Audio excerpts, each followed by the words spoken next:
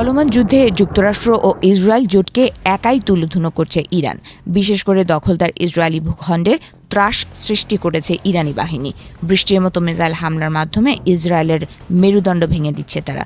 Target করা হচ্ছে দখলদারদের গুরুত্বপূর্ণ সব অবকাঠামো। বর্তমানে অপারেশন ট্রু প্রমিস 4-এর 64তম ধাপের হামলা শুরু করেছে ইরান। এই অভিযানে ইসরায়েলের ভেতরে এবং আঞ্চলিক মার্কিন ঘাঁটিতে একযোগে শক্তিশালী মিসাইল হামলা চালানো হয়েছে। রিপোর্ট অনুযায়ী ইসরায়েলের প্রধান লজিস্টিক হাব বেন গুরিয়ন বিমানবন্দরে ইরানের মিসাইলগুলো সরাসরি আঘাত হেনেছে। এছাড়াও দখলকৃত হাইফার তেল শোধনাগার ও ইসরায়েলি সেনাদের জড়ো হওয়ার স্থানেও ইরানি মিসাইল হিট করেছে। এছাড়া রিশিন লেজিয়ান এলাকার বিভিন্ন গুরুত্বপূর্ণ স্থাপনাকেও টার্গেট বানিয়েছে আইআরজিসি।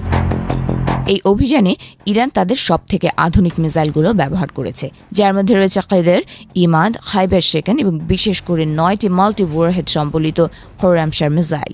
এদিকে ইরানি হামলায় হাইফার তেল শোধনাগারে ক্ষয়ক্ষতির তথ্য স্বীকার করেছে তেল আবিব।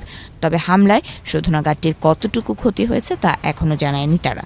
বৃহস্পতিবার এক বিবৃতিতে ইসরায়েলের জ্বালানি মন্ত্রী এলি কোহেন বলেন, তেল শোধনাগারে হামলার ফলে বিদ্যুৎ সাময়িকভাবে ব্যাহত হয়েছিল, তবে অল্প সময়ের মধ্যে বেশিরভাগ গ্রাহকের বিদ্যুৎ পুনরায় চালু করা হয় বলেও দাবি করেছেন তিনি।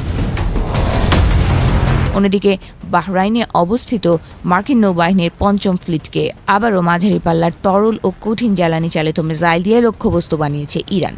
দেশটির বাহিনী বলছে এই অভিযানটি সফলভাবে অব্যাহত রয়েছে। এদিকে যুক্তরাষ্ট্রের একটি F-35 যুদ্ধ বিমান ক্ষতিগ্রস্ত করার দাবি করেছে আইআরজিসি।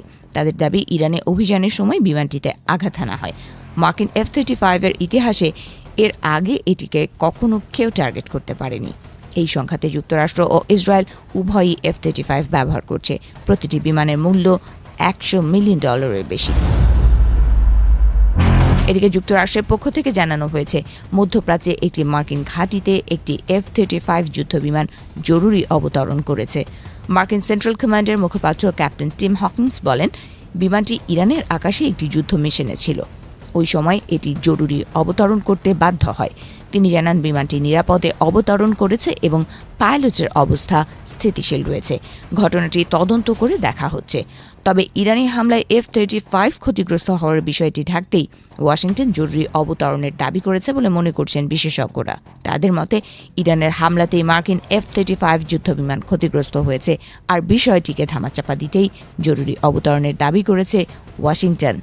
মার্কিন বিমান বাহিনীর ইতিহাসে ইরান প্রথম দেশ হিসেবে F-35 যুদ্ধ বিমানকে সরাসরি হিট করল বলেও জানিয়েছেন বিশেষজ্ঞরা।